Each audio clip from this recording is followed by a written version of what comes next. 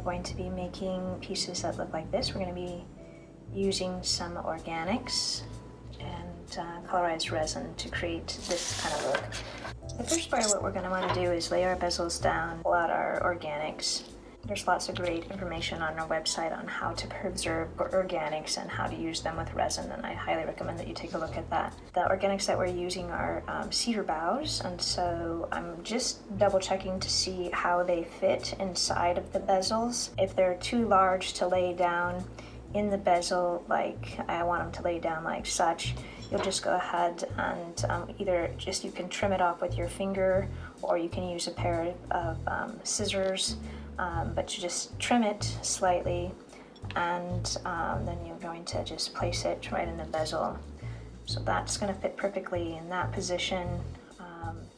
This one, let me just try by just pinching off a little bit at the bottom to see how that now will fit inside of here, and that will be great, just like that. So go ahead and pinch off a little bit of your organics to make them fit inside of the bezels, and then we'll be ready for the next step. These are cast lead-free pewter, and then we're plating them with 0.999 silver, and the other is 24 karat gold, and then we oxidize them. So I'm going to use a little bit of rubbing alcohol and a Q-tip to go in and really make sure that the oxidization is cleaned off of the surface of the bezel. The oxidization is what gives the finish an aged look, and for the most part it doesn't get into the way of things. But when I'm working with resin and with clays, I like to have my bezel be very clean. This is also, I'm cleaning up any oils that might have been on the piece. It's not just the blackening of the actual piece, but from the oxidization, but it's also cleaning up oils.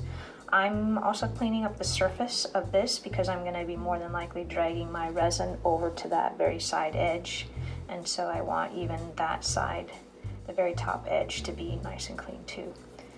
So go ahead and clean your bezels thoroughly. First I started out with a Q-tip, and then take a wet wipe and just wipe them dry. Just wipe them fully, not wipe them dry, but just wipe them fully to make sure that the oils and the excess oxidization is released from the surface. Go ahead and put these aside. I'm actually going to give myself a new surface here, a nice clean surface for us. Like I like to work on a piece of plastic. You will need to have the Nunn Design resin kit, part A and part B. In the kit you should have a mixing cup, and then you should also have a stir stick. You'll also want to have a timer that you're going to set for 2 minutes. So I have mine already set for 2 minutes, and that's going to be on the ready. Then for mixing the Nunn Design resin, it's just a 1-to-1 ratio that you have to do exactly 1 tablespoon to 1 tablespoon, and you need to mix the full mixing cup in order for this to activate properly. And you have to put in part A first and part B second. It's a volume thing, not a weight thing. It has to be 1-to-1, A and then B. So go ahead and take your part A, open that up.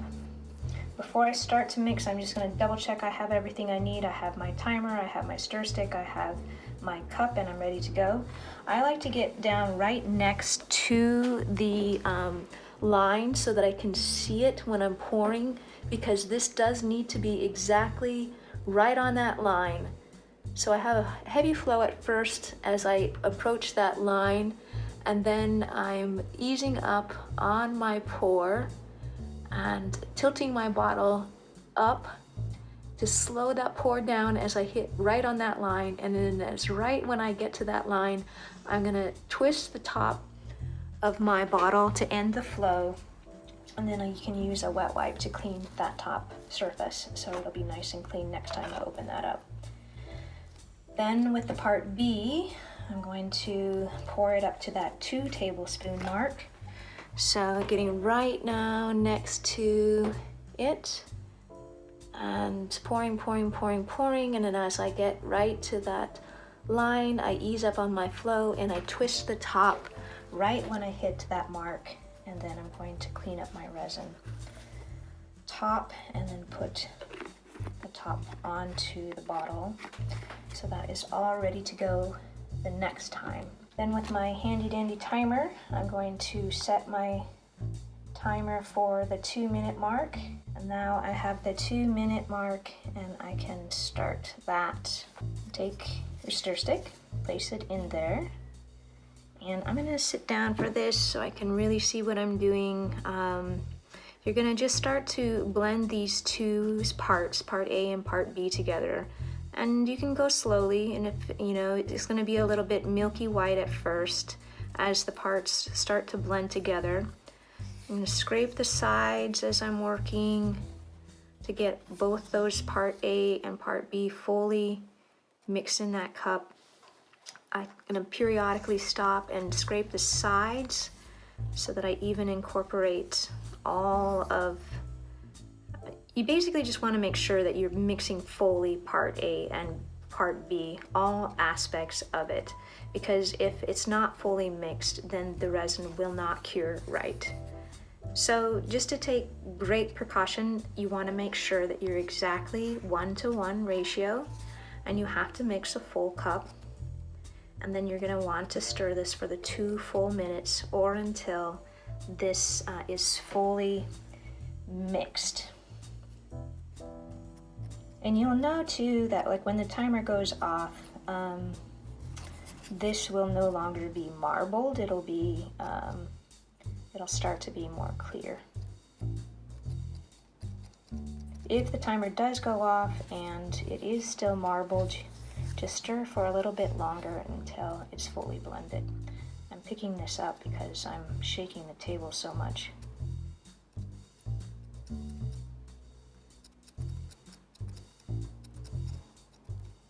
If you have some overflow, it's not a problem. You can just, you know, do your best to just clean it up with a wet wipe. All right, so I'm at 2-minute mark now.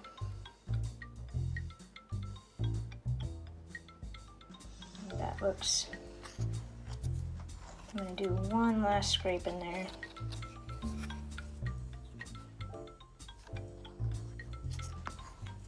All right, so I've mixed my part A and my part B fully.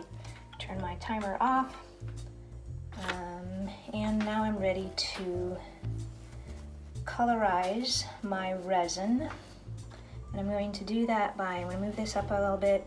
I'm gonna bring in a second cup, and this is to mix my colorant in. And I'm also going to bring onto my work area, I like to work with a business card so that it's easy for me to pick this up and move this around. And this will be important because, well, first of all, I work on a small surface all the time, like my kitchen table. And this also allows me to pick this up without disturbing the resin once I have it highly domed. I used just the Nunn Design business cards, and I put some plastic, not on those two, but I put some plastic over the top of it, just packing tape, so that I have a very nice smooth surface, so that if there is any overflow, which I can guarantee you, you will have overflow from time to time, it's much easier to peel it off of the paper and to clean it up. So the next step is I'm going to just off pour a little bit of my clear resin into my cup. I'm gonna just put it to the 1 tablespoon mark or a little bit above. When I'm pouring, I then scrape these 2 cups together so that I don't have a lot of excess running down the sides, that I can have that all nice and neat on there. Then you're going to use a little bit of your casting craft pigment white, or if you have it in the container like this.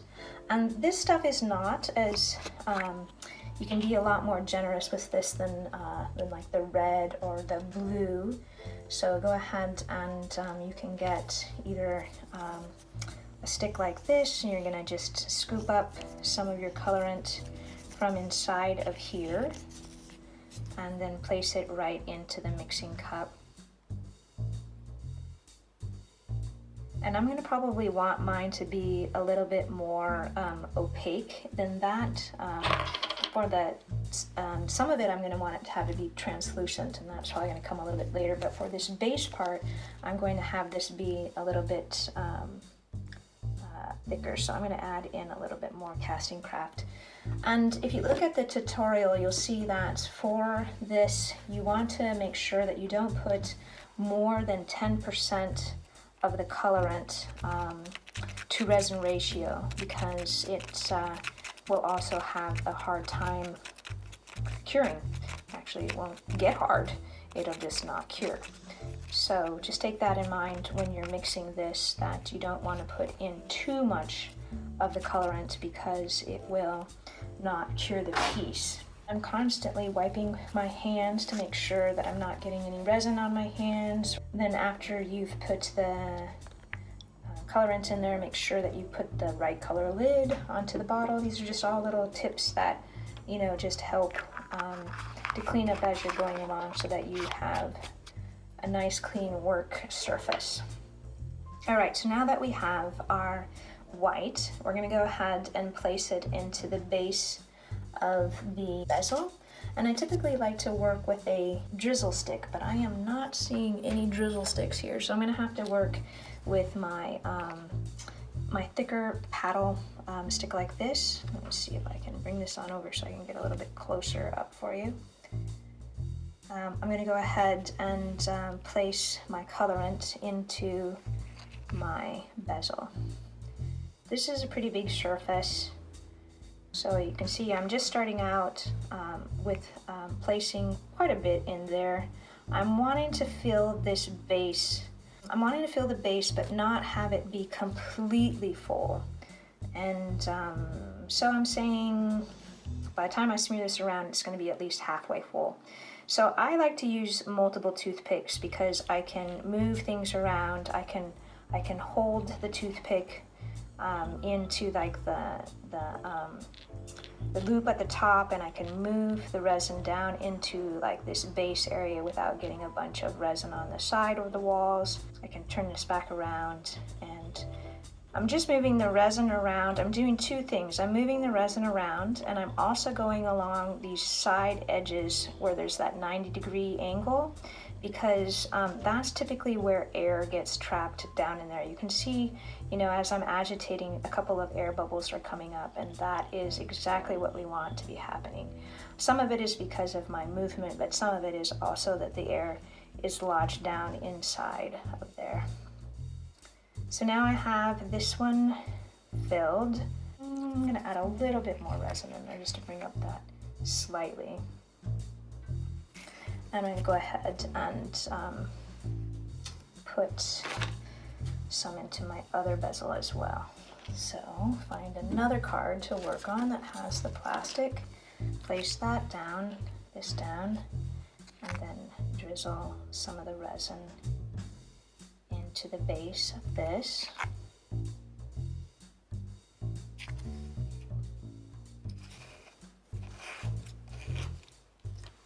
And using my multiple toothpicks, move my resin around into the base of this, agitating those sides.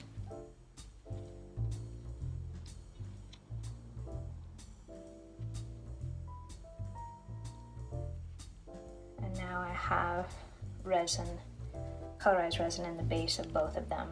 I think I'll just add a drizzle more just to make sure I have a nice solid base on that. All right, now you're ready to move on to the next step. For the next step, we're going to add a little bit of the clear resin from the original mixture onto our work surface. I added quite a bit there. And then we have the two pieces that we have already sized. Put those into the base. I'm going to grab myself a fresh toothpick that doesn't have white on it. So I'm placing this into the resin.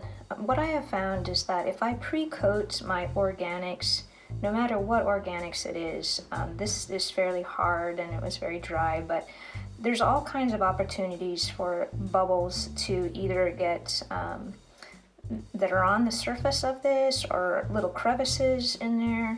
And so by pre-coating these, I can eliminate some of those issues prior to putting it into my bezel. So let me just zoom in here so you can see that I've pre-coated this fully with the clear resin, and I'm ready to transfer that into the bezel.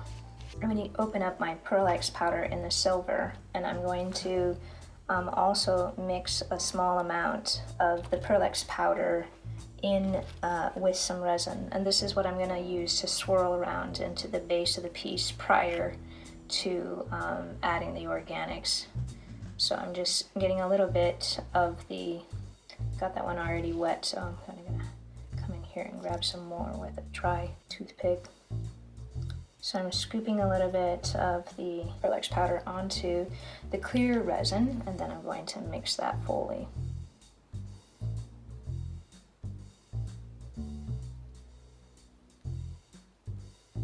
So on some of the other samples that I showed you, I was using different colors of the PearlEx powder. So like this has a gold in it. And for this particular tutorial, we're going to be doing it with a silver. Alright, so now I have a mixture of the PearlEx powders, and I'm going to just swirl some of it into the base. And there is really no one way to do this. Each piece comes out completely different.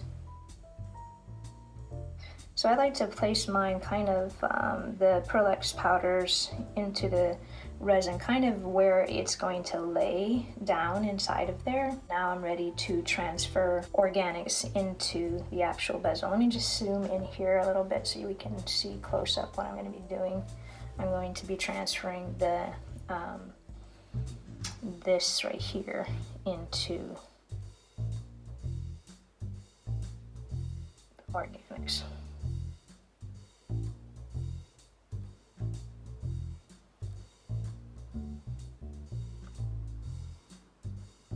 And I'm just swirling around the mica powder. So we have some of our clear resin.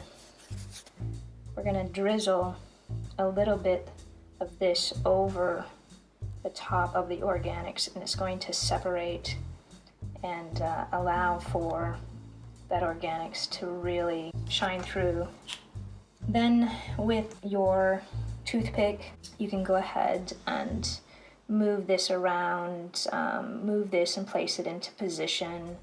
You can even swirl a little bit of the white inside of there. So just go about and see exactly how you would like this. If you want to, you can go ahead and add a little bit more, add a little bit more of the clear, slightly doming this. I highly recommend that you not put in too much because it'll be easy for you to overflow. Also, another thing that's going to happen is that organic is going to rise to the surface a little bit, and we might have a little bit of it protruding out, so we don't want it to protrude out too much, because if it protrudes out too much and it's really high domed, it'll just kind of like float right off the surface of the piece. I've had it just like float right over the side here. You can see that that's very likely to happen.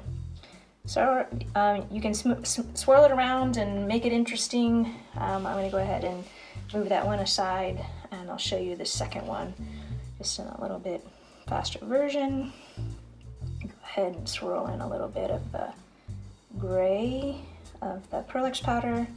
And in the kit, there it comes with the gray, but you can also purchase the mica powders in other colors. We have it in the gold and such. So whatever interesting design that you would like to have in here, you're basically just wanting to bring in a little bit of color. And it kind of creates a movement in the piece. We're going to take our organics, we're going to just place it inside of the clear resin and make sure that that's fully coated, eliminating any of the air bubbles and such. You can take a little bit of your clear. If you don't have very much on your work surface, you can add a little bit more of the clear on there to make sure that all of the little air bubbles are out of there. So I've picked it up, moved it over to the other side, and now I'm ready to scoop this up and place this into my bezel. You can use your toothpick to place that into position. You want that down inside of there. So there's multiple ways to do this. In the tutorial itself, I recommended a 2-pour. You'll have a lot more control, but it requires mixing a lot more resin. And in this long version of the video, I'm showing you how you would do it without the second pour. I'm just doing it all within the first pour. Then I'm going to take a little bit of the resin, the clear resin, and drizzle it over the top. And again, it kind of separates that and allows for the real organics to show through.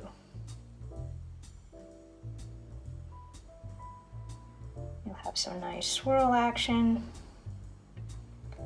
And you're not going to want to fill it too, you want it to be slightly domed, but don't over pour this because it's super easy for this to overflow. And in the tutorial version, it shows like some of it being overflowed and you know how you can go about. You just wait till it's in the soft cure stage, and you just go and peel it off of the paper and then bend back the soft cured resin and remove it. So that organic's probably going to raise a little bit as it cures. Other things that you're going to want to do is pick it up and breathe on it in a huff sort of breath, and that will help the air expand. If you have air bubbles come to the surface, the air will expand and they will pop. So let's go back, and you can see that this one is lifting up a little bit and raising up to the surface a little bit more. And now we will let these fully cure until about 72 hours is when this is fully cured, but it'll start to be hard to the touch, and if you had overflow at 12 hours is the time that you're going to want to clean up any of your excess. So the last part of this, these are pieces that I did from the tutorial. You can see that the organics were coming up to the surface. If you have that happen, you can either sand this down with the steel wool and see if you like that look. This one has just a tiny little bit, or you can do a whole nother pour over the top of this and completely cover that up. But I just want to show you, like, here's an example. This one was had poured a lot of resin into this. The organics rose to the surface. You can see that it's protruding out a tiny little amount. And with this next step of using the steel wool on it, it will create a dull finish of the resin instead of the shiny. And that's what I like about this technique, is it looks more like an agate fossil, or I can't remember the name of them, but I like that look. So we're going to go ahead and sand this with a little bit of steel wool. I highly recommend that you do a couple things here. One is that you put down a piece of plastic onto your work surface, because this steel wool can get all over the place, and that you wear gloves, because the steel wool can get into my cuticles and it's challenging to get out.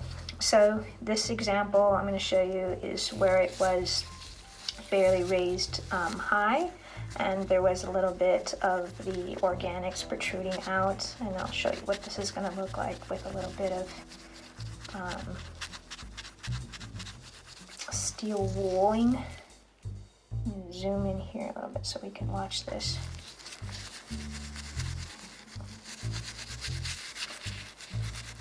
So I am rubbing this fairly aggressively, so pretty hard.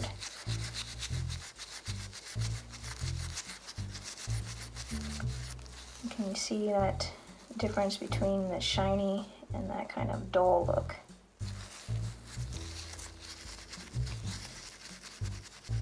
So continue to sand the piece until it's consistent.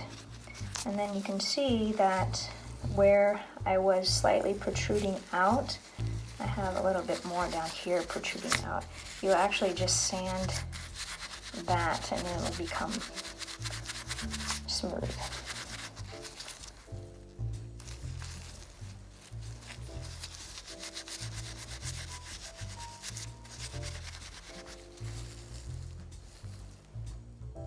So once you've sanded this with the steel wool until you got the look that you like, just take a wet wipe and clean this off, or you can just even wash it in soap and water to clean it, and then you have your finished piece.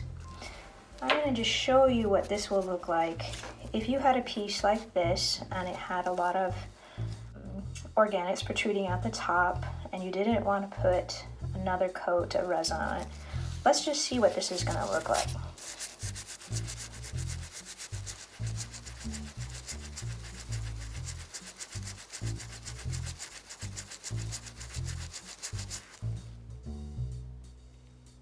It's cool.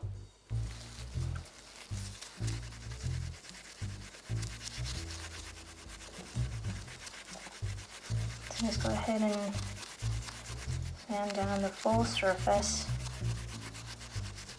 until you have a nice even dullness, so it'll be more challenging to get up inside of these edges. With I call this an under pour, so it was underneath that lip.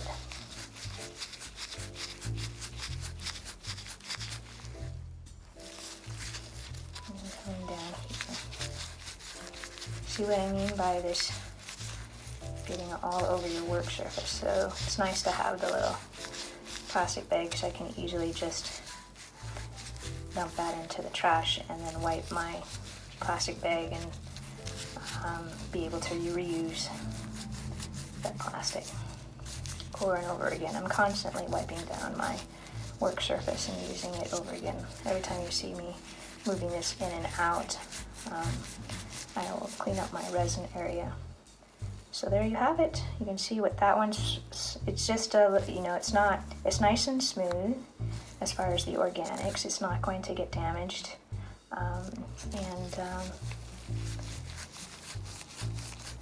So I would continue to sand this down. Oh, another thing to mention is that if you had like pot marks or air bubbles or something like that that came to the surface while the resin was curing, when you use this steel wool, it'll go down into all of those little pot marks or holes. It's just part of the look. Some final pieces that I've created with this look, so you can see each piece, depending on how much mica powder you put in or whatnot, the various different types of finishes that this look will have. Just reference, this is I just put clear resin down and then the organic, and I put white resin down and then the organic and then clear resin over that. And this is actually done in open back bezel. This one was also done in an open back bezel. And we'll go into, that one I didn't clean yet, but I'll go into how you use open back bezels in another one of the classes. Here's another example. So these are all pieces from the catalog that you can take a look at, and it shows how all of them are finished using the various Nunn Design findings. I hope you enjoyed the class. Thanks for joining me. Bye.